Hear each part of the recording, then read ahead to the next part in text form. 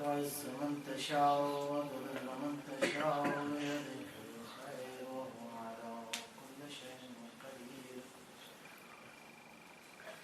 والصلاة والسلام على سيدنا أشرف الأنبياء والمرسلين سيد الأبرار ونخبة الأخيار سيد الرسالة والنبوة ينبوع الحكمة والفتوى ونبي الأنبياء وسفي الأسفياء الذي بنوره استوات الأنوار واستنكارت الشموس والأقمار وبظهوره تجلت الأسرار الذي في السماء اسمه أحمد وفي الأرض بالقاسم محمد اللهم صل على محمد وآل محمد وعلى علي بن عمه كاشف غمه سيد الأولياء والأوصياء أسأل الله الغالب على كل غالب الذي حبه فرض على الغالب والغالب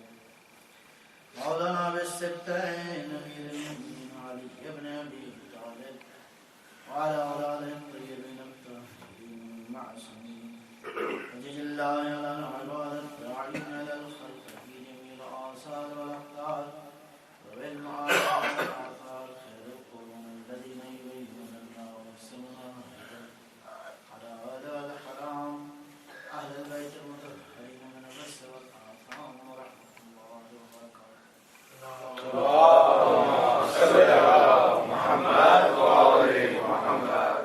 أما بعد فقد قال الحكيم بسم الله الرحمن الرحيم إنما المؤمنون الذين آمنوا بالله ورسوله وإذا كانوا معه على أمر جامع لم يذهبوا حتى يستأذنوا صلوات اللهم صل على محمد وآل محمد.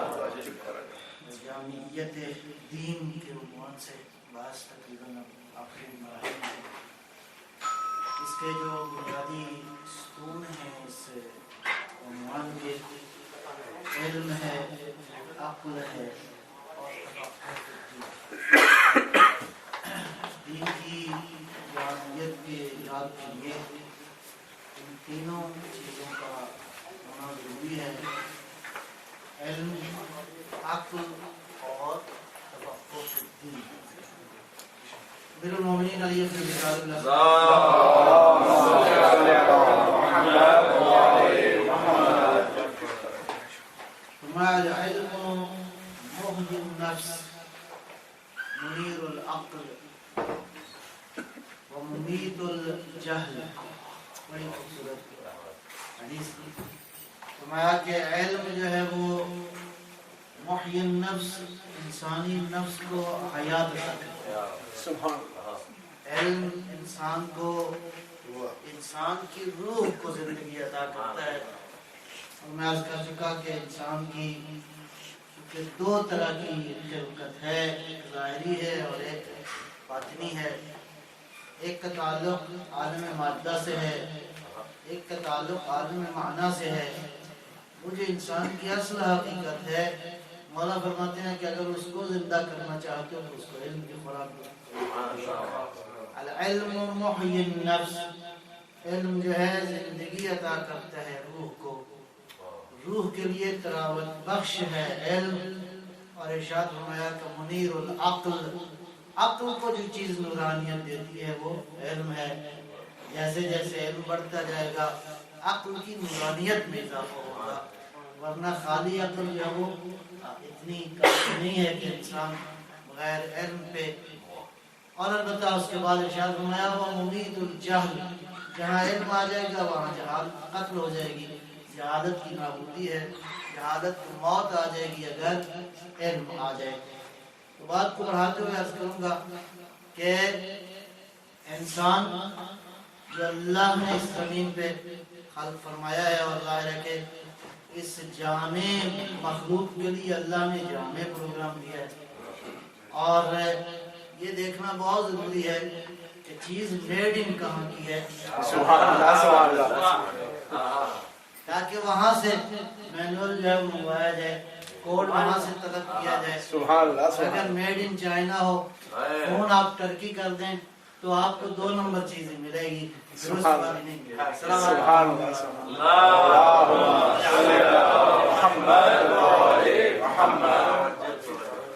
क्योंकि ये मेडिन जो है वो उस आलम से है जिसको आलम नूर कहते हैं, उस आलम बका से है। इंसान का असल वजूद उस आलम बका से है और उसी आलम बका की तरफ इंसान ने लौट जाना है। लिहाजा हदफ का तयन भी वही करेगा और मैनुअल भी इंसान का वही देगा।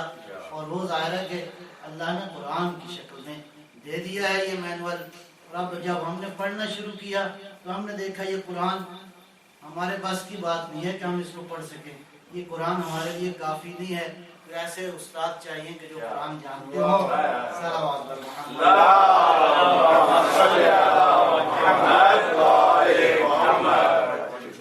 अल्लाह ने उन असातीज़ का भी बंदोबस्त फरमा दिया। और ये जो चादर के नीचे वाले हैं ये सारे के सारे कुरान,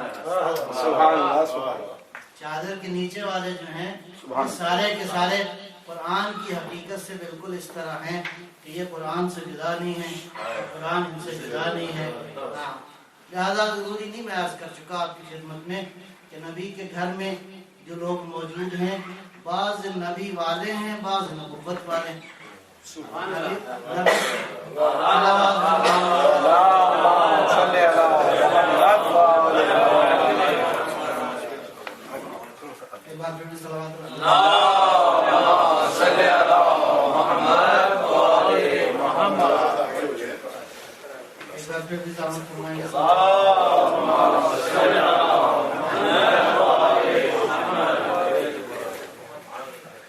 तो मैं अर्ज़ कर रहा था कि बाज़ नबी वाले हैं, बाज़ नबुव्वत वाले हैं। तो नबी वाले जो अहले बैत हैं वो बहुत सारे हैं। उसमें बाज़ मुसलमान भी शामिल हैं, उसमें उम्मे हबीबा के अजीज़ भी शामिल हैं, अबू सुफियान भी मिलने आते थे तो वो भी अहले बैत में से हो गए। और आम मुसलमान भी कुरान कहता है कि अगर पैगम्बर इजाज़त दें तो आ जाओ, इसलिए कि ये जो घर है इसका ताल्लुक़ पैगम्बर के इस घर से जो ताल्लुक़ है, ये घर जो है वो मदीने में है। और ये घर बना है मट्टी से, ये घर बना है गारे से। इस घर के अंदर जो है वो ज़मीनी मटीरियल इस्तेमाल हुआ है। तो लिहाजा ये नबी का घर हो गया। और जो इस घर से मुताल्लिक़ हो गया वो अहले बैत नबी में से है। और अहले बैत नबुव्वत का ताल्लुक़ जो है, जब कह दिया बैत नबुव्वत तो बैत नबुव्वत ज़मीनी मटीरियल से नहीं बना, हमारा कीमती मटीरियल से बना है। ये बैत नबुव्वत जो है ये वही से बना है, ये अज़मतों से बना है, ये ज़ुहद से बना है, ये तक़वा से बना है, ये मारिफत से बना है। इसकी जो ईंटें हैं इल्म और मारिफत इलाही पे मबनी हैं। लिहाजा जो बैत नबुव्वत है ज़रूरी नहीं कि घर में रहता हो तो बैत नबुव्वत का अहल हो, मुमकिन है बाहर हो लेकिन नबुव्वत का अहल हो जाए। और बाज़ मुमकिन है कि नबुव्वत के घर में रहते हो और अहल ना हो। इसीलिए अल्लाह ने इरशाद फरमा दिया, ये नहीं कहा कि तुम्हारा बेटा नहीं है, फरमाया तेरा अहल।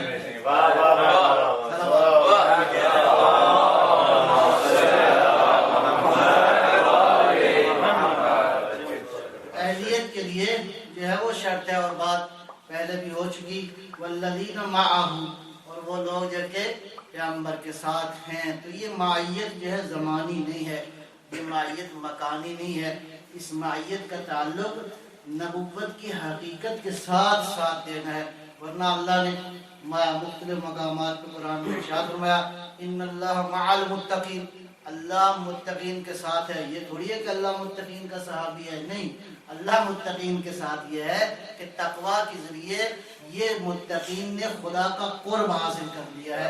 जो खुदा का कुर्ब हासिल कर ले वो अल्लाह मुत्तकीन के साथ है, अल्लाह साबिरीन के साथ है।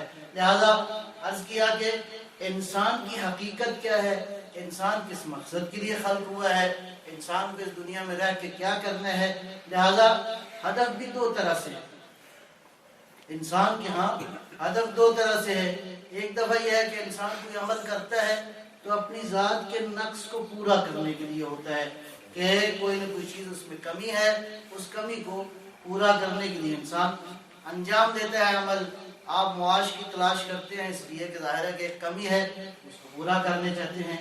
इंसान में जहालत की कमी आ जाता है, उनके पीछे जाके उसको हासिल करता है। तो تو ایک دفعہ ہدف یہ ہے کہ ذات کے نقص کو پورا کیا جائے، اور بعض کا ذاتی نقص نہیں پورا کرنا ہوتا بلکہ آپ کی تکمیل چاہتا ہے، اس کے لیے قربانی دے دیتا ہے۔ حسین ابن علی علیہ السلام کو ذات کی قربانی تھی، یہ اس لیے کہ لِيَسْتَنْقِذَ عِبَادَكَ مِنَ الجَّهَالَةِ وَالضَّلَالَةِ، حسین چاہتے تھے کہ نوع بشر نہ گمراہی میں رہے نہ جہالت میں رہے، حسین نے اس لیے قربانی دے دی۔ صلوات محمد۔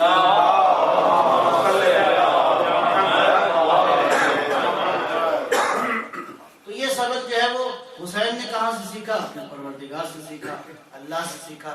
اللہ نے یہ ساری کائنات بنائی ہے، اس لیے نہیں بنائی کہ اس میں کوئی نقص تھا، اس میں کوئی عیب تھا، اس عیب کو مکمل کرنے کے لیے اس نے یہ کائنات بنائی ہے، نہیں، ساری کائنات سے وہ بے نیاز ہے، ساری کائنات اس کی محتاج ہے، وہ کسی چیز کا محتاج نہیں ہے۔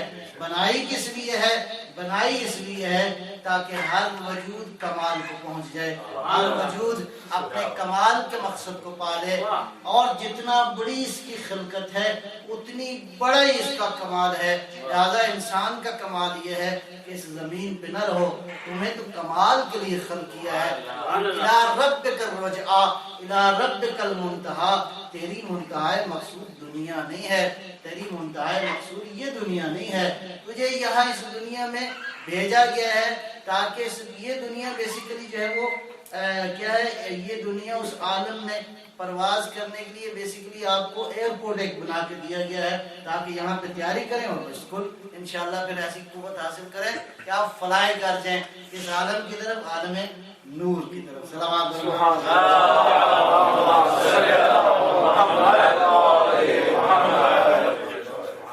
پیغمبر اسلام جو ہے صلوات اللہ السلام علیہ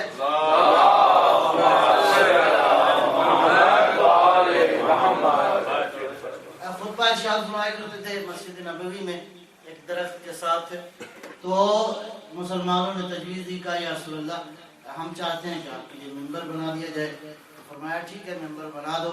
جب ممبر تیار ہو گیا حضور ممبر پہ تشریف لے گئے، تو جس دن گئے پہلا دن تھا، تو وہ درخت کہتے ہیں کہ اتنے درد بھرے آواز کے ساتھ چیخ مار کے رویا کہ پیغمبر نے ممبر چھوڑ کے نیچے اترے، اس درخت کو سینے سے لگایا اور اس کو محبت بھرے لہجے میں پوچھا اور گفتگو ہوئی، اور پوچھا کہ کیا چاہتے ہو، اور کہتے ہیں تسلی دی، اور اس کے بعد کہا کہ پوچھا کیا چاہتے ہو، کہا یا رسول اللہ آپ کے ساتھ عالم بقا مقام چاہتے۔ بہت بڑی بات ہے، بہت بڑی بات ہے۔ پوچھا مسلمانوں نے، کہا یا رسول اللہ یہ کیا بات ہوئی؟ فرمایا کہ اگر آج اس کو تسلی نہ دیتا تو یہ قیامت تک روتا رہتا۔ کہ پیغمبر کی جدائی میں یا رسول اللہ آپ نے تکیہ لگایا میرے ساتھ، آپ کا قرب اتنا عظیم تھا، عزیز تھا میرے لیے، آج یہ شاق تھی میرے لیے جدائی کہ کس طرح آپ مجھ سے جدا ہو کے جائیں گے ممبر کے اوپر۔ تو میں نے اس کو تسلی دی، اور اس نے یہ نہیں کہا کہ مجھے بہشت چاہیے، مجھے کوئی اور مقام چاہیے، کہا عالم بقا میں مجھے چاہیے۔ بس انسان یہیں سے سیکھ لے، جب درخت کو یہ شعور ہے کہ پیغمبر کے ساتھ کم از کم مانگے تو بقا کی دعا۔ صلوات بر محمد۔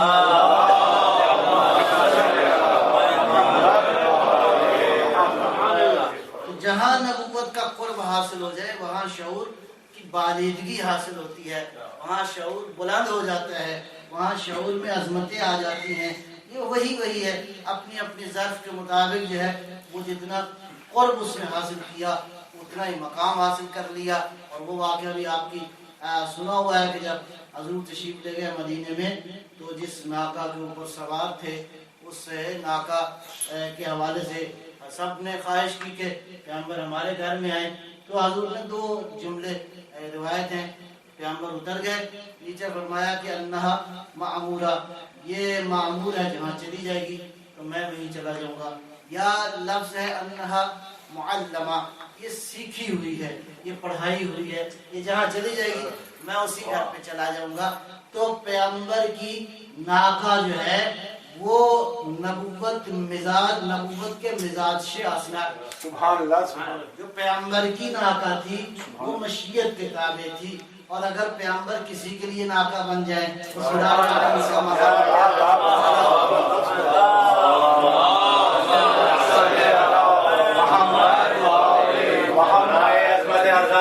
حسنین بلند تر صلوات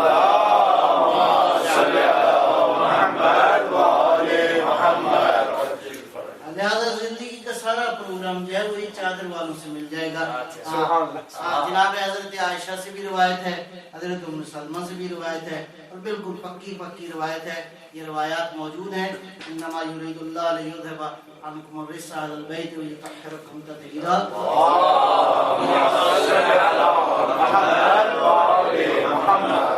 یہ آیہ مجیدہ جب آئی تو تقریباً 80 کے قریب روایات ہیں جو برادران اہل تسنن کی کتابوں میں ہیں کہ یہ اس موقع پہ یہ آیت آئی. اور یہ دونوں زوجات جو ہیں ان سے روایت ہے کہ بہرحال اس روایت کا خلاصہ یہ ہے کہ ہم چادر کے نیچے نہیں تھے. تو چادر والے اور ہیں اور چادر سے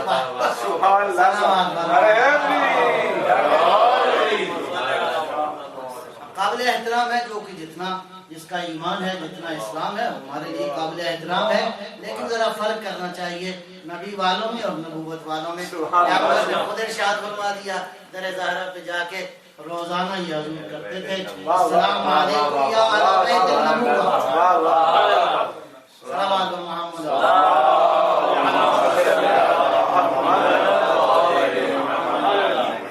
اور نبوت کا جو دائرہ ہے, نبوت کی جو عملداری ہے, نبوت کی جو حاکمیت ہے, نبوت کی جو عظمت ہے, آپ نہیں سمجھتے کہ اس کائنات میں نبوت کس عظمت کی مالک ہے. یہ نبوت بیسیکلی بھائی قرآن ہی کی نورانیت ہے, قرآن کریم کی نورانیت. میں عرض کر چکا ہوں کہ یہ زمین سے لے کر کیا ان ھذا القرآن, یہ بھی اشارہ کیا ہے کہ یہ والا قرآن, اور یہ بھی کہا ہے ذالک الکتاب. تو یہاں سے لے کر وہاں تک یہ قرآن کی نورانیت موجود ہے. لہذا اگر یہاں سے وہاں تک سفر کرنا ہے تو نبی والے نہیں نبوت والوں کا دامن تھامو. سبحان اللہ. نبوت والوں کا دامن تھامو گے تو انشاءاللہ تمہیں سارے اس کائنات کی خبریں بھی بیان کریں گے. اور میں نے عرض کیا اپنی ایک گفتگو میں کہ اپنے آخری جان نشین کا غدیر کے موقع پہ جو تعارف فرمایا نبی گرامی اسلام صلوات اللہ وسلم علیہ نے, وہ یہ تھا کہ الا انہ وارث کل علم والمحیط بہ. بہت خوبصورت تعبیر ہے. پیغمبر نے فرمایا کہ میرا آخری جان نشین مہدی جب آئے گا تو اس کی 30 صفات بیان کی ہیں خطبہ غدیر میں پیغمبر نے. ان میں سے اس میں 2 نقطے یہ ہیں. ارشاد فرمایا کہ یہ جو میرا آخری جان نشین آئے گا وارث کل علم, ہر علم کا وارث ہوگا اور خالی وارث نہیں ہوگا. والمحیط بہ, طاقت و قوت بھی ہر علم کی رکھتا ہوگا, ہر علم پہ قادر ہوگا. اور ایسے اس لیے یہ وہی ہیں, یہ سارے کے سارے محمد ہی کی تصویریں ہیں, یہ محمد ہی کی کرنے ہیں, یہ مصطفیٰ ہی کے نور کا پرتو ہیں سارے کے سارے. لہذا دامن نبوت سے وابستگی ہی انسان کے لیے. اور اگلے مرحلے میں میں بات کو لے کے آگے بڑھوں. امر جامع سے بات ہو رہی تھی. اب امر کو اگر اس کی تفسیر میں جائیں گے قرآن کریم میں تو 2-3 نکات میں اشارہ کر کے بات کو آگے بڑھاؤں گا. اس امر سے مراد قرآن کریم نے جو مختلف اوامر دیے ہیں, میں عرض کر چکا کہ اس امر سے مراد امر تکوینی بھی ہے اور امر تشریعی بھی ہے. امر تشریعی کو اگر آپ 3 حصوں میں تقسیم کریں تو اس امر سے مراد اس عالم کے اندر انبیاء آئے تاکہ خدا کی قسط و عدالت کا نظام قائم کر سکے. امر ربی بالقسط, اللہ نے حکم دیا ہے کہ قسط و عدالت جو ہے وہ اس دنیا پہ قائم کرے. اور آیت کا اگلا حصہ بڑا خوبصورت ہے, وَأَقِيمُوا وُجُوهَكُمْ عِنْدَ كُلِّ مَسْجِدٍ. یہ اللہ کو پتہ نہیں عجیب سی بات پسند ہے. اور یہ ہے کہ عدل و عدالت قائم کرو گے, انصاف قائم کرو گے, لیکن تم سب کا رخ جو ہے وہ کہاں پہ ہونا چاہیے؟ تم سب کی ڈائریکشن ایک ہونی چاہیے, تم سب کی جہت ایک ہونی چاہیے. یہ نہ ہو کہ عدالت قائم کرو اور ڈائریکشنیں تم سب کی مختلف ہو جائیں. جب جہتیں مختلف ہو جائیں گی تو عدالت باقی نہیں رہے گی, عدالت اسی صورت میں باقی رہے گی. اقیموا وجوہکم عند کل مسجد, آپ نے آپ کو قائم کرو, اپنے چہروں کو قائم کرو. آپ کو پتہ ہے دیکھنا اور چیز ہے, قائم کرنا اور چیز ہے. قائم یہ ہے کہ ہماتن زندگی کی توجہ اسی ڈائریکشن میں ہو. اقیموا وجوہکم عند کل مسجد, یعنی مسجد جو ہے جو منبع ہے عبادت کا, جو مرکز ہے بندگی اور عبودیت کا, تمہارا توجہ ساری کی ساری اسی کی طرف ہونی چاہیے تاکہ قسط و عدالت الہی کا نظام زمین پر قائم ہو سکے۔ یہ ہو گیا ایک امر کا پہلو۔ اگلا پہلو یہ ہے، اسی امر سے مراد کیا ہے؟ امر سے مراد حاکمیت الہی ہے، اللہ کی حکومت کا قیام ہے، اور وہ یقیناً ہوگا انشاءاللہ۔ وہ وقت آئے گا کہ اس زمین پہ پستیاں ختم ہو جائیں گی، ان کی جگہ پہ عظمتوں کی حکمرانی ہوگی، زمین پہ ظلمتیں ختم ہو جائیں گی، اس کی جگہ نور کی حکمرانی ہوگی، اور یہ سارا کام ہوگا عدل الہی کے ساتھ ساتھ اللہ کی حاکمیت جو ہے وہ اس زمین کے اوپر ہوگی۔ ثم جعلناک علی شریعۃ من الامر، ہم نے یہ شریعت جو ہے امر الہی کی تکمیل کے لیے اللہ نے بنائی ہے۔ اس لیے خوب کہا علامہ اقبال مرحوم نے، دین مصطفیٰ ہست دین حیات، دین مصطفیٰ ہست دین حیات۔ مصطفیٰ کا دین زندگی کا دین ہے، مصطفیٰ کا دین زندہ دین ہے۔ دین مصطفیٰ ہست دین حیات، شرع او تفسیر آئین حیات، اس کی شریعت آئین حیات کی تفسیر کرتی ہے۔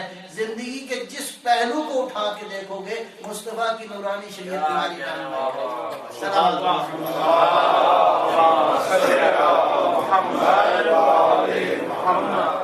اگلے مرحلے میں اسی قرآن نے اسی لفظ امر سے استفادہ کرتے ہوئے قرآن نے اس ڈیوائن سیویلائزیشن کا، اس مصطفی تمدن کا بھی تعارف کروایا ہے کہ شریعت کی نظر میں کون سا تمدن ہے جو تم نے رائج کرنا ہے، جو تمہارے ذمہ ہے۔ اس میں مثلا ایک نقطہ یہ ہے کہ امرہم بینہم سب صلی اللہ محمد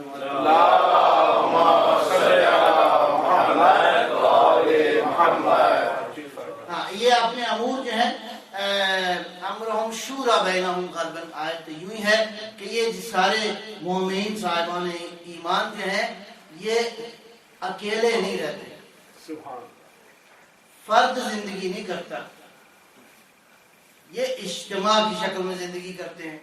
جب اجتماع کی شکل میں زندگی کرتے ہیں تو ایک دوسرے کے مشورے کے ساتھ زندگی کرتے ہیں۔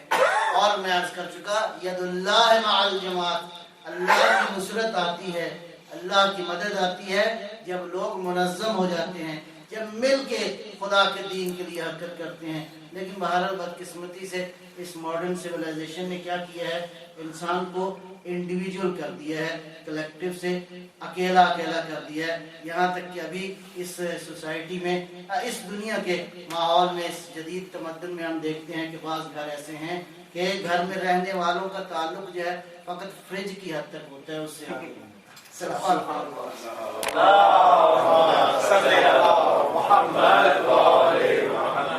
اپنے اپنے حصے کا سینڈوچ لینے جاتے ہیں، وہ گرم کیا کھا لیا، اور اس کے بعد وہ ہر کوئی اپنے اپنے جاب پہ۔ نہیں، وہ جو پرانا کلچر تھا اور وہ دینی کلچر تھا کہ ماں بیٹھتی تھی، بچوں پہ بٹھاتی تھی، ہر ایک کے سامنے کاسا رکھتی تھی، اور وہاں دو چار باتیں بھی بیان کرتی تھی، محبت بھری ان بچوں کو تربیت بھی دیتی تھی۔ بہرحال ضرورت اس امر کی ہے اس دینی کلچر کو رائج کیا جائے کہ سارے کام جو ہے وہ اجتماعی شکل میں ہونے چاہیے، اور اسی طرح یہ کلچر جو ہے وہ دین چاہتا ہے۔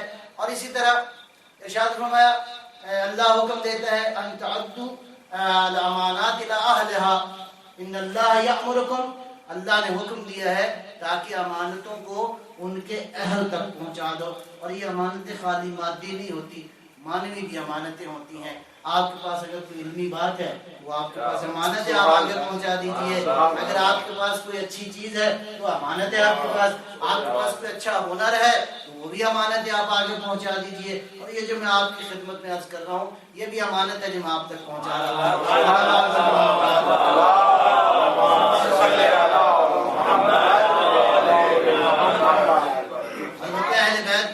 ان کا کرم ہے، ان کی کرم نوازی ہے، اور یہ بھی ان کی کرم نوازی ہے کہ انہوں نے آپ کا انتخاب کیا ہے، میرا انتخاب کیا کہ یہ ہماری باتیں ان تک پہنچا دو۔ یہ امانت ہے، اور آپ کے پاس یہ امانت ہے تاکہ آپ انشاءاللہ اس کو آگے پہنچائیں۔ پیغمبر جب بھی کوئی حکم ارشاد فرماتے تھے، ارشاد فرماتے تھے فَلْيُبَلِّغِ الشَّاهِدُ الْغَائِبُ، جو موجود ہیں وہ آنے والے تک پہنچاتے رہیں. یہی اعلان پیغمبر نے روز غدیر بھی کیا, من کنت مولا ہو فہذا علی مولا ہو. آخر میں فرمایا فلیبلغ الشاہد الغائب, فعل مضارع ہے, اس کا مطلب ہے قیامت تک یہ ہوتا رہے, جو موجود ہیں وہ آنے والی نسلوں تک پہنچاتے رہیں. کیا من کنت مولا ہو فہذا علی مولا. ارے حیدری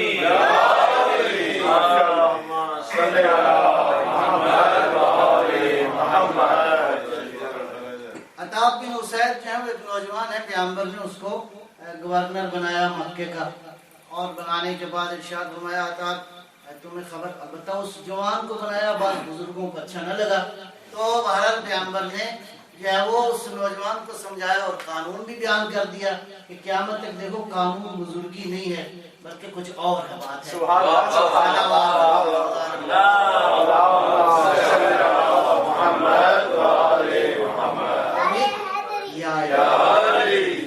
امیر المومنین کے ساتھ بھی اسی طرح کے مسائل ہوئے. تو حضرت نے ارشاد فرمایا عطاء تمہیں خبر ہے کہ یہ عہدہ میں نے تمہیں کیوں دیا ہے؟ یا رسول اللہ آپ ارشاد فرمائیں. فرمایا تو 3 باتیں بڑی کام کی ہیں. ارشاد فرمایا دیکھو اگر تمہارے علاوہ کوئی اس عہدے کا اہل ہوتا تو میں یہ عہدہ یقیناً اس کو دیتا. پیغمبر نے فرمایا کہ معاملہ سن کا نہیں ہے. ارشاد فرمایا پیغمبر نے فرمایا کہ اب دیکھیں نا, میں بہت ساری باتوں میں نااہل ہوں اور اس میں مجھے قبول کرنے میں کوئی حرج بھی نہیں ہے. اگر آپ مجھے کہیں کہ آپ گھر کی میں بجلی آ کے ٹھیک کروں تو میں نااہل. سبحان اللہ. جی صلوات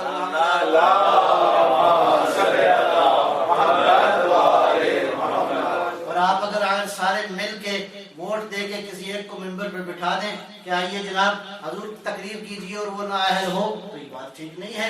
مسئلہ محمد اہلیت ہے. صلوات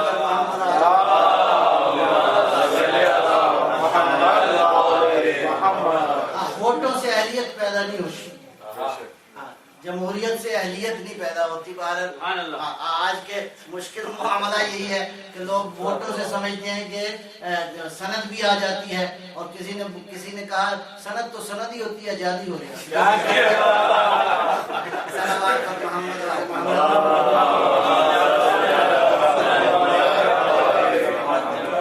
لیکن نبی کی تعلیمات میں ایسا نہیں ہے, جو صحیح سند ہے وہ صحیح ہے. ارشاد فرمایا دیکھو عطاء جو ہم نے آپ کو گورنری دی ہے اس لیے نہیں دی, فرمایا کہ اس کے علاوہ کوئی اور اہل ہوتا تو میں یقیناً عہدہ اس کو دیتا. اس کے بعد 2 حدیثوں کا خلاصہ بیان کرتا ہوں. پیغمبر نے جو ارشاد فرمایا بڑی اہم بات ہے. فرمایا کہ دیکھو اگر کوئی مسلمان کسی کو عہدہ دے دے اور وہ اس کا اہل نہ ہو فقد خان اللہ ورسولہ والمؤمنین والمسلمین. اگر کسی نااہل کو کسی نے عہدہ دے دیا, یہ حضور اپنے زمانے میں کر کے گئے, مکہ میں کیا, اور نوجوان کو عطاء بن اسید کو بنایا اور رسول قیامت تک بنا کے دے گئے پیغمبر. اگر کوئی مسلمان کسی نااہل کو عہدہ دے دے اور وہ اس کا اہل نہ ہو, اس نے اللہ سے خیانت کی ہے, اس نے اللہ کے نبی سے خیانت کی ہے, اس نے سارے مومنین سے خیانت کی ہے, بلکہ اس نے امت مسلمہ سے خیانت کی ہے. تو اللہ کیا فرماتا ہے؟ امر کیا ہے؟ امر کی بات ہو رہی ہے نا. امر یہ ہے کہ جو امانت جہاں ہے وہاں کو پہنچا, جو امانت جہاں کی ہے اس کو پہنچا دیا جائے. اسی طرح امر کے حوالے سے امر اللہ بہ ان یوصل, اللہ نے یہ فرمایا ہے کہ یہ انسانی تعلقات جڑے رہنے چاہیے, جو رشتے اللہ نے بنا دیے ہیں ان کو آپس میں مربوط رہنا چاہیے. یہی امر جامع ہے.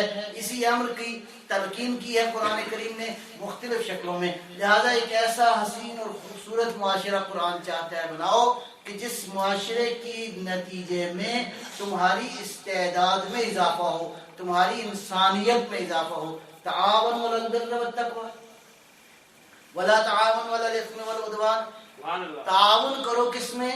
اچھا یہ تعاون آپ عرب سرزمین میں رہتے ہیں بہتر جانتے ہوں گے. یہ جو لفظ ہے تعاون کا مطلب یہ ہے کہ 2 طرفہ تعاون ہے. آپ کریں تو طرف کو بھی کرنا چاہیے, یہ نہیں کہ ایک ہی کی ذمہ داری ہے وہ تعاون کرے اور دوسرے ساتھ سلامات.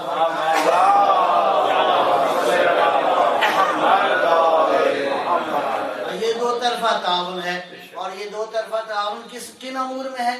علی البر والتقوی, ایک حسین خوبصورت تقوی والی سوسائٹی قائم کرنے کے لیے، نیکیوں والی سوسائٹی قائم کرنے کے لیے۔ اچھا بہرحال اگر آپ سے کسی نے کوئی رقم طلب کی تو یہ بھی تعاون ہے، لیکن یہی تعاون نہیں ہے۔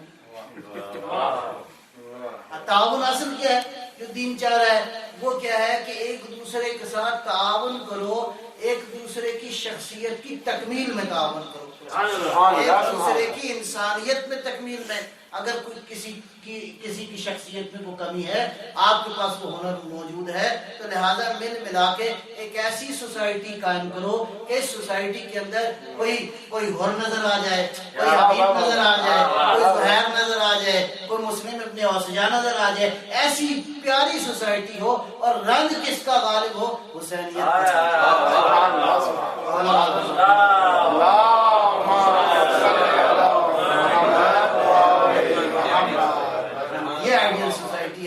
ہے جب آپ ایک دوسرے کی طرف نگاہ کریں تو کوئی بزرگ ہے تو وہ حبیب بن مظاہر کی شکل میں نظر آئے، کوئی نوجوان ہے تو علی اکبر کی شکل میں نظر آئے، کوئی مسلم ابن اوسجا کی شکل میں آئے، بیویاں ہیں تو بیویوں کے لیے نمونے موجود ہیں۔ بہرحال یہ ایسی آئیڈیل سوسائٹی ہے، اور اسی سوسائٹی پہ تو ناز کیا ہے حسین نے، اسی پہ تو ناز کیا ہے۔ مولا جب آئیں گے تو وہ جو 313 ہوں گے انشاءاللہ، البتہ صرف 313 نہیں ہوں گے انشاءاللہ، بہت سارے لوگ اور بھی ہوں گے، لہذا آپ کو مایوس ہونے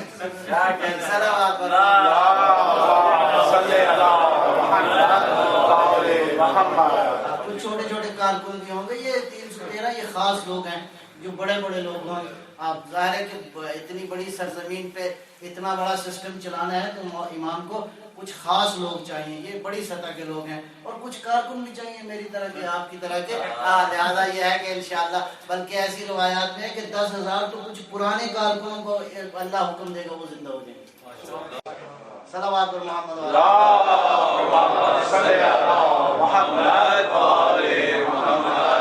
کچھ پرانے مومنین ہیں، اللہ ان کو حکم دے گا وہ زندہ ہو جائیں گے، اور بہرحال انشاءاللہ یہ سلسلہ لہٰذا یہ آئیڈیل سوسائٹی ہے جس کو بننا ہے انشاءاللہ، اور انشاءاللہ اس زمین پہ۔ لیکن بات یہ ہے کہ خالی اس زمین پہ تو نہیں رہنا، ہم نے انشاءاللہ اپنے آپ کو اس طرح آمادہ کرنا ہے کہ میں کل عرض کر رہا تھا آپ کی خدمت میں، اپنے آپ کو ٹیلی کرنا ہے اس کائنات کے پروگرام کے ساتھ، کائناتی بنانا ہے اپنے آپ کو، خالی زمین ہی نہیں بنانا۔ زمین پہ خالی تیاری کرنی ہے کہ کس طرح ہم فلائی کریں گے، ہماری پرواز کیسی ہوگی، عالم نور کی طرف، عالم بقا کی طرف جائیں گے تو انشاءاللہ جتنا میٹیریل کم ہوگا ذرا پرواز کرنا آسان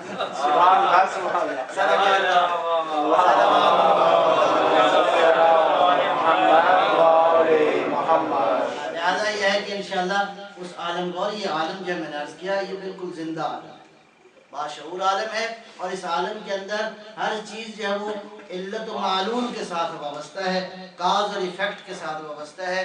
جیسی کاز ہوگی ویسے اس کا ایفیکٹ ہوگا، جیسی علت ہوگی ویسے اس کا معلول ہوگا۔ اس کائنات کے اندر علت و معلول کے نظام کے تحت ہی پروردگار کا فیض عالم جاری ہے۔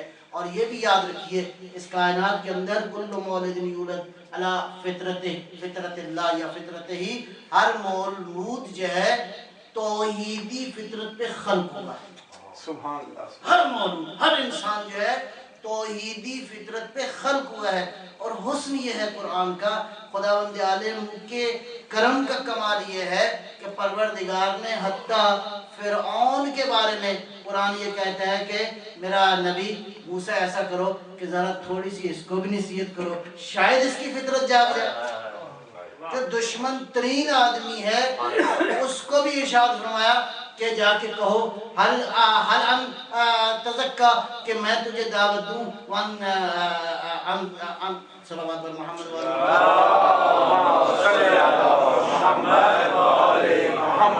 کبھی کبھی لکنت آ جاتی ہے۔ بہرحال جناب موسیٰ علیہ السلام کا میسج موجود ہے کہ میں چاہتا ہوں تمہیں دعوت دوں تاکہ تو اپنے پروردگار سے خشیت حاصل کرے، اس کی بارگاہ میں خوف اور خشیت متعلق، خوف اور خشیت میں فرق ہے۔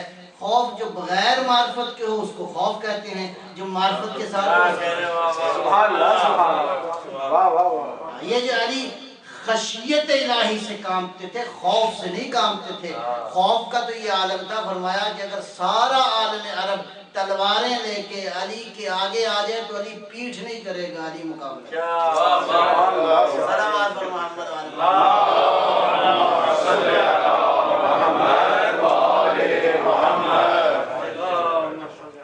یہ توجہ ہے انشاءاللہ۔ ایک بار پھر بھی صلوات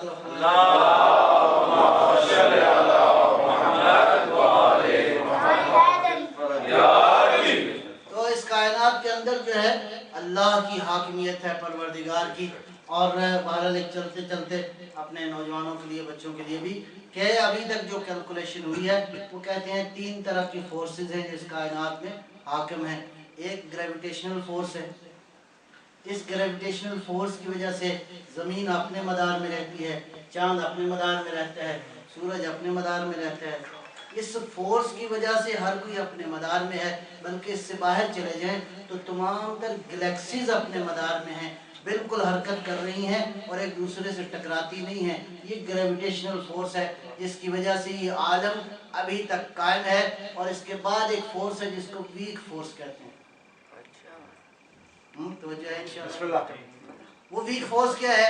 اس گریویٹیشنل فورس کو اگر آپ ملٹیپلائی کریں 10 million into 1 trillion into 1 trillion into 1 trillion, اس کو کہتے ہیں کمزور فورس۔ صلوات پر محمد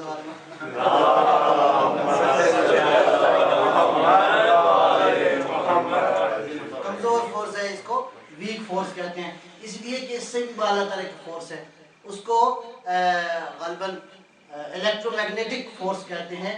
اور وہ فورس جو ہے اس کمزور فورس سے 10,000 ٹائمز زیادہ ہے۔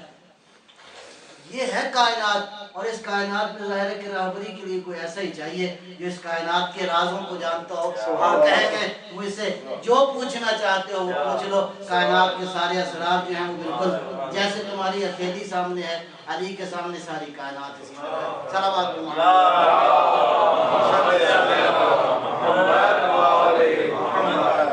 ایک بات آج میں نے دوپہر عرض کی ہے، بار پھر آپ کی اجازت تو میں سنا دوں۔ صلوات پر محمد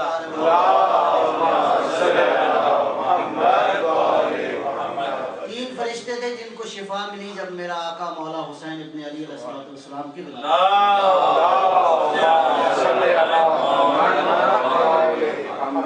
مولا کی ولادت ہوئی تو 3 فرشتوں کو شفا ملی۔ ایک جناب خطرس تھے، ایک سلسائل تھے، ایک دردائل تھے۔ دردائل کا واقعہ شاید آپ نے نہیں سنا، جناب شیخ جعفر ششتری نے لکھا ہے۔ انہوں نے لکھا ہے کہ یہ ایک ایسا فرشتہ تھا جس کو اللہ نے، جس کے پاس 16,000 پر تھے، اور ایک پر سے دوسرے پر تک کا فاصلہ زمین سے آسمان تک تھا۔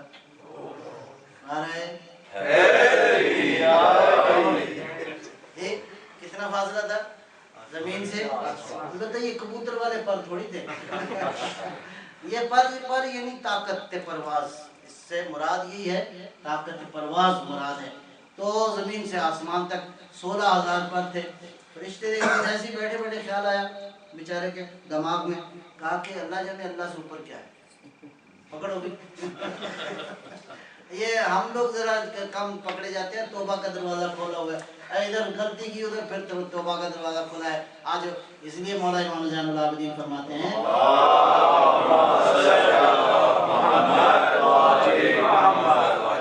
فرمایا کہ یہ اس انسان کے لیے کیا عذر باقی رہ جاتا ہے کہ تو نے سارے بندوں کے لیے توبہ کا دروازہ کھولا ہوا ہے۔ تو فرشتے ذرا ظاہر معاملہ تھوڑا ان کا مختلف ہے، تو گرفت ہو گئی۔ تو اللہ نے اس کو سزا دینے کے لیے کیا کیا، 16,000 پر جو ہے وہ اضافہ کر دیا۔ اب کتنے ہو گئے؟ 31,000۔ اب حکم کیا کہ اللہ نے فرمایا کہ دردائل ہماری سلطنت میں پرواز کرو۔ اب دردائل نے 32,000 پروں کے ساتھ اگر یوں 2-4 بار بھی کیا ہو کتنا سفر کیا ہوگا؟ اب سپیڈ آپ کیلکولیٹ کیجئے۔ فاراد یہ روایت میں لکھا ہے کہ 500 سال تک دردائل نے پرواز کی، 500 سال۔ اور یہ بھی یہاں والے تھوڑی ہیں، یہ ادھر والے سال ہیں۔ بہت کم بھی کیلکولیشن ہو تو 1000 سال کا جو ہے وہ ایک دن بنتا ہے. اور اگر سورہ معارج کی آیتوں کو نظر رکھا جائے تو یہاں کے 80,000 سال اور وہاں کا ایک دن بنتا ہے. باہر جو بھی آپ کے دل میں آئے. تو 500 سال جو ہے اس نے پرواز کی اور اس کے بعد جو ہے وہ پر ضائع ہو گیا. اللہ نے فرمایا ابھی تو تم میرے عرش کے پائے تک نہیں پہنچے. نعرہ تکبیر، نعرہ رسالت، یا رسول اللہ، نعرہ حیدری. یہ بیچارہ بندہ خدا مخلوق خدا پڑا تھا پریشانی کے عالم میں. تو جناب جبرائیل علیہ السلام ایک روز دیکھا کہ عالم بالا سے زمین کی طرف وہ استاد محترم جو ہے وہ تشریف لے جا رہے ہیں. میں نے صحیح کہا نا استاد محترم؟ حالانکہ سارے فرشتوں کا استاد ہے. یہ جبرائیل کا مقام اس سے بالاتر ہے. اللہ نے اس اپنے مقرر فرشتے میں جو سردار ہوتا ہے تو سرداری ایسے تو نہیں مل جاتی نا. ہاں طاقتیں زیادہ ہوں تو سرداری ملتی ہیں. صلوات پر محمد.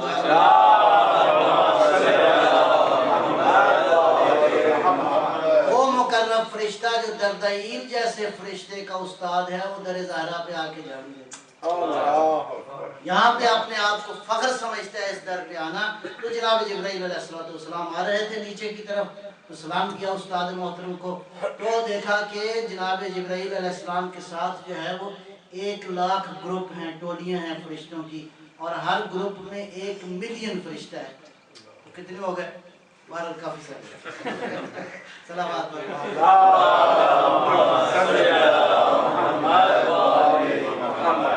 یہ آپ کی محبت میں آج میں اس طرح لگا ہوں. صلوات پر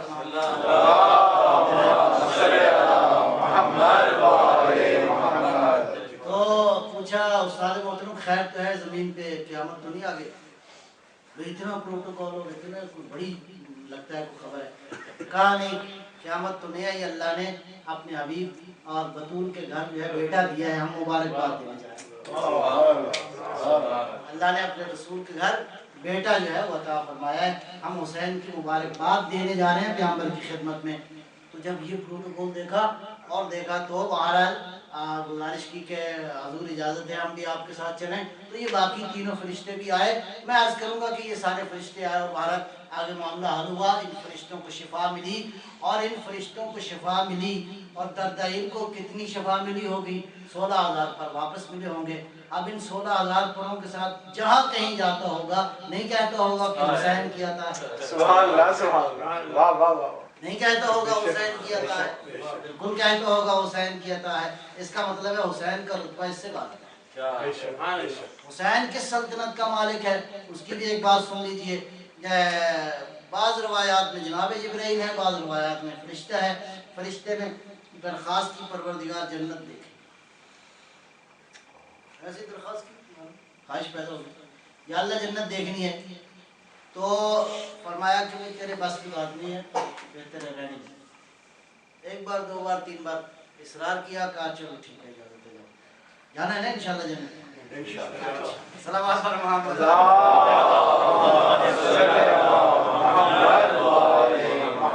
یہاں نہیں رہنا انشاءاللہ. ہم نے جنت میں جانا ہے اور جنت نورانی جگہ ہے انشاءاللہ. پاکیزہ جگہ ہے. اہل بیت کا ذکر وہیں پہ کریں گے انشاءاللہ. یہ باقی کام وہاں جا کے یہی کریں گے انشاءاللہ. فارغ تو ہوں گے یہی کچھ کریں گے. اہل بیت کا ذکر کریں گے انشاءاللہ اور یہی ذکر جو ہے ہماری زندگی یہاں بھی ہے وہاں بھی ہے. صلوات.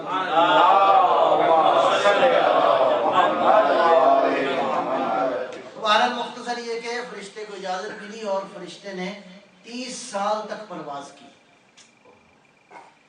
تو خیال آیا کہ لگتا ہے تھوڑا سی رہ گیا معاملہ پیچھے. تو وہاں ایک خاتون کھڑی تھی. بی بی کو سلام کیا جناب محترمہ السلام علیکم. تو اب اس کے سوال کرنے کے انداز سے وہ خاتون سمجھ گئی کہ یہ کوئی بھولا ہوا ہے. کہا محترمہ یہ جنت کتنا رہ گئی ہے پیچھے؟ مسکرائی کہنے لگی یہ جو علاقہ تم طے کر کے آئے اللہ نے ایک مومن کے لیے خلق کیا ہے.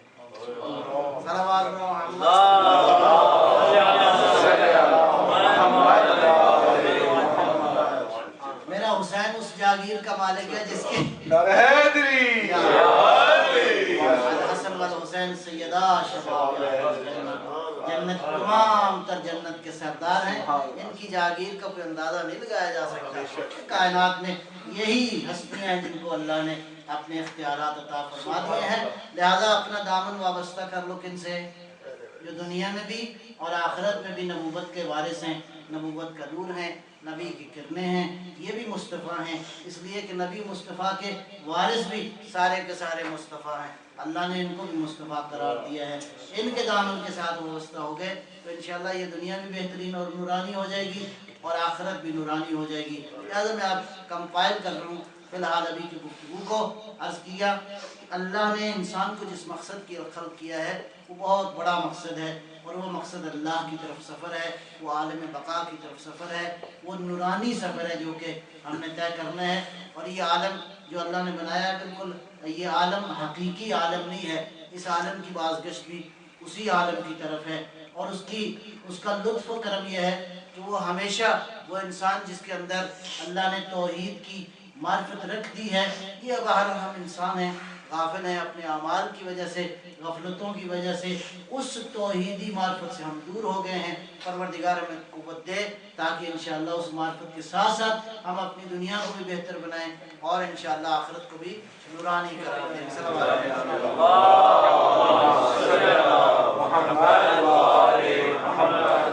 تو اس کے لیے جو ہے کرنا کیا ہے؟ کرنا یہی ہے کہ اپنی مادی ضروریات کے ساتھ ساتھ انسان اپنی معنوی ضروریات کو، وہ جو روح کی ضرورت ہے، روح کا تعلق جو ہے عالم بقا سے ہے، عالم مادہ سے نہیں ہے۔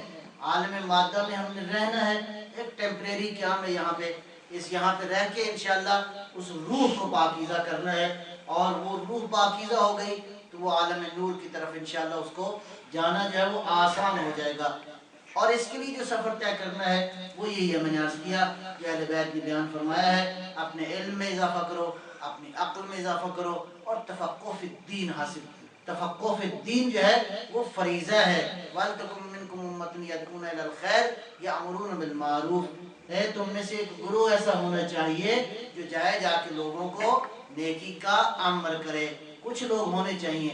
لہذا آپ دیکھیں کہ واجب کی دو قسمیں ہیں، ایک واجب عینی ہے، ایک واجب کفائی ہے۔ واجب عینی کا مطلب یہ ہے کہ ہر شخص پہ واجب ہے، نماز ہم میں سے ہر شخص پہ واجب ہے، نماز پڑھنا ہر شخص پہ واجب ہے۔ اسی طرح باقی دین کے بعض موارد ایسے ہیں جو ہر شخص پہ واجب ہے۔ کچھ واجبات کا تعلق جو ہے سوسائٹی کے امور کے ساتھ ہے، کچھ واجبات کا تعلق اجتماعی امور کے ساتھ ہے۔ لہذا اجتماعی امور میں ضرورت ہے کہ ہم سلیکشن کریں کہ کون کس عمل کے لیے ٹھیک ہے، کون کس صلاحیت اور استعداد کے لیے ٹھیک ہے۔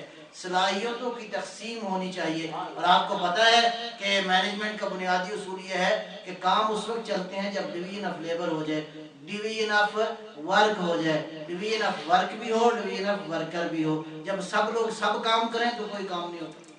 سبحان اللہ، سبحان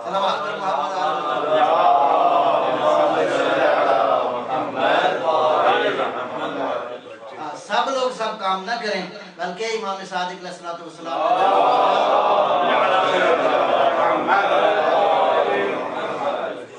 اپنے مکتب کے اندر، امام کے مکتب میں مختلف ماہرین موجود تھے، کوئی فلسفے کا ماہر تھا، کوئی فقہ کا ماہر تھا، کوئی تفسیر میں ماہر تھا، کوئی حساب میں ماہر تھا، کوئی جیومیٹری میں ماہر تھا، کوئی علم کیمیا میں ماہر تھا، کوئی علم کلام میں ماہر تھا۔ لہذا مختلف علوم کے ماہرین موجود تھے۔ اب یہ مختلف ماہرین کا مطلب یہ ہے کہ سوسائٹی کسی آپ ایک ہی رخ پہ چلنا شروع ہو جائے، اور یہ سارے جو معاملات ہیں یہ واجبات اس لیے ہیں، یہ اعمال اس لیے ہیں تاکہ انسان خدا کا قرب حاصل کرے انہی ذریعوں سے۔ اگر آپ کو اللہ نے صلاحیت کچھ اور دی ہے، کرنا آپ کچھ اور شروع کر دیں تو نتیجہ نہیں نکلے۔ نتیجہ اسی وقت نکلے گا کہ ہم اپنی شناخت حاصل کریں، اس کے اوپر محنت کریں کہ اللہ نے مجھے کیا استعداد دی ہے۔ وَلِكُلٍّ وِجْهَةٌ هُوَ مُوَلِّيهَا فَاسْتَبِقُوا الْخَيْرَاتِ، کیا کرو؟ یہ فَاسْتَبِقُوا الْخَيْرَاتِ والی آیت بھی امام زمانہ علیہ السلام کے جو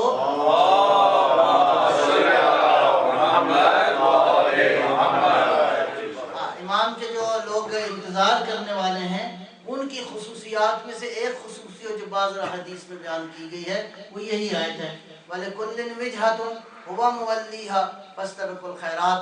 ہر شخص کے لیے اللہ نے ایک وجہ قرار دے دیا ہے، اللہ نے ہر شخص کو ایک شخصیت دی، अल्लाह ने हर शख्स को एक सलाहियतों का एक खजाना अता फरमा दिया है, लिहाजा इस खजाने को कश्फ करना मेरी और आपकी जिम्मेदारी।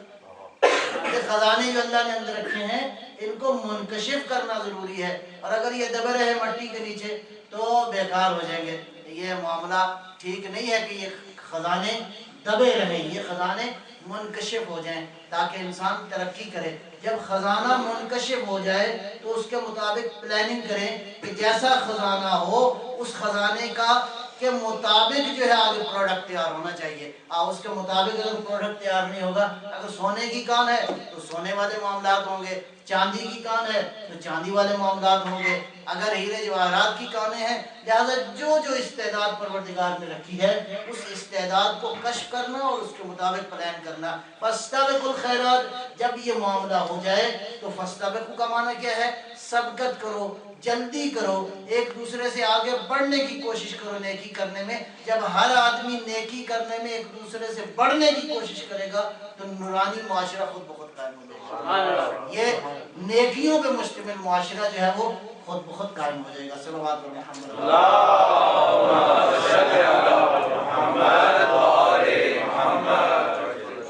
इल्म का सफर तय करना है इंशाअल्लाह, अक्ल का सफर तय करना है, और उसके बाद तफक्कुह फिद दीन का सफर तय करना है, ताकि इंशाअल्लाह उन मकासद को जो जिस मकसद के लिए परवरदिगार ने हमें खल्क फरमाया है, और यही दीन का कमाल है कि दीन हर मामले में आपकी रहनुमाई करता है। उसका ताल्लुक आपके इंडिविजुअल अमूर से हो, आपके कलेक्टिव अमूर के साथ हो, उसका ताल्लुक दुनिया के मामला के साथ हो, उसका ताल्लुक आखिरत के मामला से हो। लिहाजा दुनिया के तमाम तर इस आलम के मामलात में दीन जो है वो रहनुमाई आपकी करता है। ये जो इतनी नूरानी कुव्वतें इस कायनात के अंदर मौजूद हैं, ये सारी की सारी मरबूत हैं। दुनिया के अंदर, कायनात के अंदर कोई भी हादसा ऐसा नहीं है जो एक दूसरे से मरबूत ना हो। कोई भी इवेंट ऐसा नहीं है कि जो एक दूसरे के साथ है मरबूत ना हो। लिहाजा दीनी और इलाही मुआशरा उसी वक्त कायम होगा कि जब साहिबान ईमान भी अपने मामलात को एक दूसरे से मरबूत करेंगे, रिलेट करेंगे, तो इंशाअल्लाह वो वक्त दूर नहीं है कि अल्लाह का वादा भी है। बस आखिरी बात, वअदल्लाह अल्लज़ीना आमनु मिनकुम व अमिलुस सालिहात, अल्लाह ने साहिबान ईमान से और जो नेक लोग हैं उनसे वादा किया है, ला यस्तखलिफन्नहुम फिल अर्ज़, इन लोगों को परवरदिगार खिलाफत अता करेगा, इनको हुकूमत देगा। वला युबद्दिलन्नहुम अना सल्लल्लाहु अलैहि मुहम्मद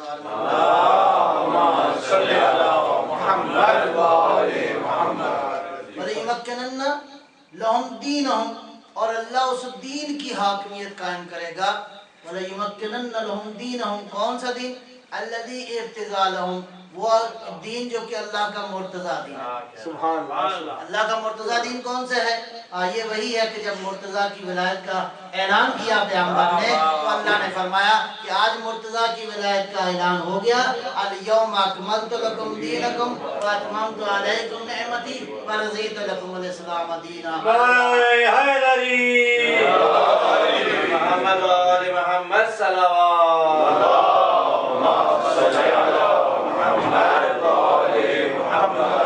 और जब हज़रत ज़ुहूर फरमाएंगे तो ये रवायात में मौजूद है, काले परचम वाले लश्कर एक आएगा जो मौला के लश्कर में शामिल हो जाएगा। लिहाजा जब मुर्तज़ा दीन आएगा तो हर जगह गाजी का अलम लहराएगा, गाजी होंगे। सलावत मोहम्मद